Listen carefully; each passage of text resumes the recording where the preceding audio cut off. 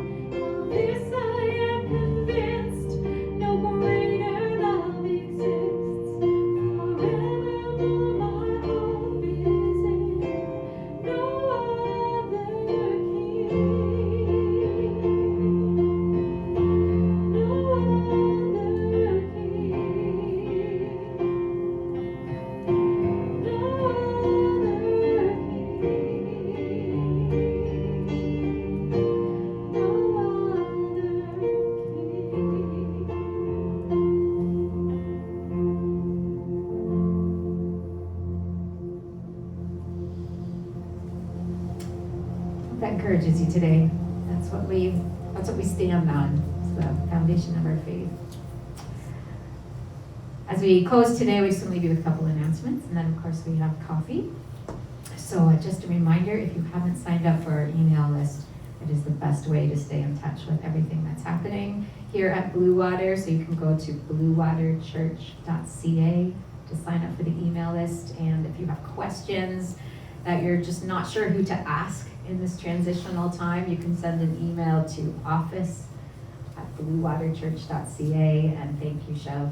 Chev is monitoring that. We really appreciate that. And she's sending out those weekly newsletters as well. And next week is a really exciting week.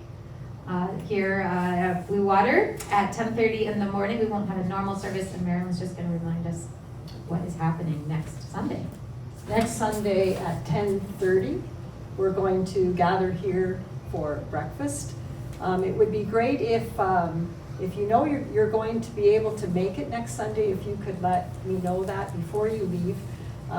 That's just so we can plan a little bit better, but if you can't commit today and you wake up next Sunday morning and you decide you want to have breakfast here instead of at home, just come. We'll have enough food for everyone. So if you'd like to bring something and you know you're coming, you can also talk to me and we can talk about what you might be able to bring along with you.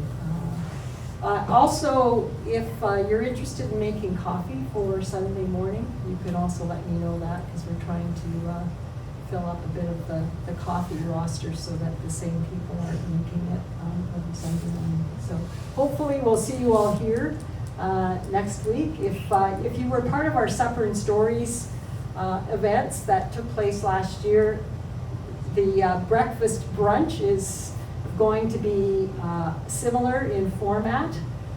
So if you know people that you would like to invite, or you know people that attended the Supper and Stories event, maybe you could let them know personally and personally invite them to come next Sunday morning at 10:30. Marilyn won't say this, but I've seen the food list and you want to be here, so don't miss it. It'll be great. When I just pray for you before we have our coffee time.